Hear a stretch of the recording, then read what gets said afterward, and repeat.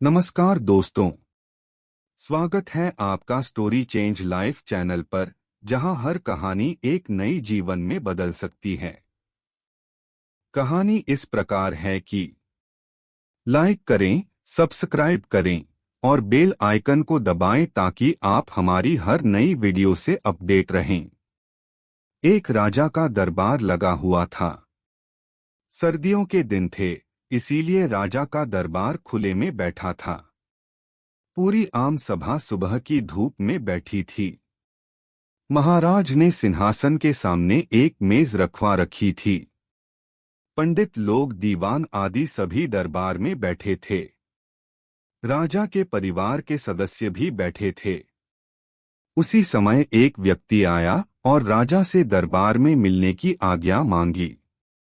प्रवेश मिल गया तो उसने कहा, मेरे पास दो वस्तुएं हैं, बिल्कुल एक जैसी, लेकिन एक नकली है और एक असली। मैं हर राज्य के राजा के पास जाता हूँ और उन्हें परखने का आग्रह करता हूँ, लेकिन कोई परख नहीं पाता।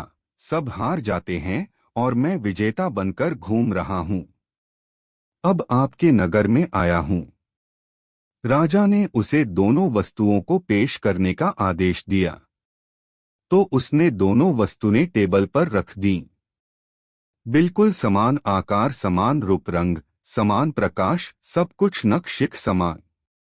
राजा ने कहा, ये दोनों वस्तुएं एक हैं। तो उस व्यक्ति ने कहा, हाँ, दिखाई तो एक सी देती है, लेकिन है भिन्न।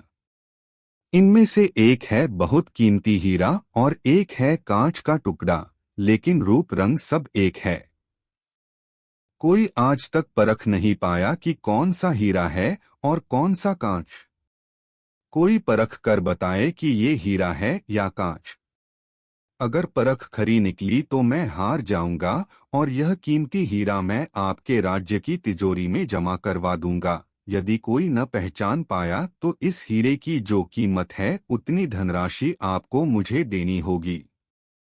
इसी प्रकार मैं कई राज्यों से जीतता आया हूँ। राजा ने कई बार उन दोनों वस्तुओं को गौर से देखकर परखने की कोशिश की और अंत में हार मानते हुए कहा, मैं तो नहीं परख सकूंगा। दीवान बोले, हम भी हिम्मत नहीं कर सकते, क्योंकि दोनों बिल्कुल समान है। एड्स पोस्ट। सब हारे, कोई हिम्मत नहीं जुटा पाया। हारने पर पैसे देने पड़ेंगे, इसका किसी को कोई मलाल नहीं था, क्योंकि राजा के पास बहुत धन था, लेकिन राजा की प्रतिष्ठा गिर जाएगी, इसका सबको भय था। कोई व्यक्ति पहचान नहीं पाया। आखिरकार पीछे थोड़ी हलचल हुई। एक अंधा आदमी हाथ में लाठी लेकर उठा। उसने कहा, मुझे महाराज के पास ले चलो, मैंने सब बातें सुनी हैं और यह भी सुना कि कोई परख नहीं पा रहा है। एक अवसर मुझे भी दो। एक आदमी के सहारे वह राजा के पास पहुंचा। उसने राजा से प्रार्थना की, मैं तो जन्म से अंधा हूं, फिर भी मुझे एक अवसर दिया जाए जिससे मैं भी एक बार अपनी बुद्धि को परखूं, और हो सकता है कि सफल भी हो जाऊं, और यदि सफल न भी हुआ तो वैसे भी आप तो हारे ही हैं।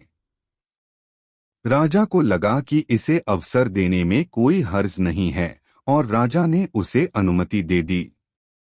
उस अंधे आदमी को दोनों वस्तुएं उसके हाथ में दी गई और पूछा गया कि इनमें कौन सा हीरा है और कौन सा कांच। कहते हैं कि उस आदमी ने 1 मिनट में कह दिया कि यह हीरा है और यह कांच। जो आदमी इतने राज्यों को जीतकर आया था वह नतमस्तक हो गया और बोला, सही है, आपने पहचान लिया। आप धन्य हैं। अपने वचन के मुताबिक यह हीरा मैं आपके राज्य की तिजोरी में दे रहा हूँ। सब बहुत खुश हो गए और जो आदमी आया था वह भी बहुत प्रसन्न हुआ कि कम से कम कोई तो मिला परखने वाला। राजा और अन्य सभी लोगों ने उस अंधे व्यक्ति से एक ही जिज्ञासा जताई कि तुमने यह कैसे पहचाना कि यह हीरा है और वह कांच? उस अंधे ने कहा, सीधी सी बात है राजन, धूप में हम सब बैठे हैं, मैंने दोनों को छुआ। जो ठंडा रहा वह हीरा, जो गर्म हो गया वह कांच।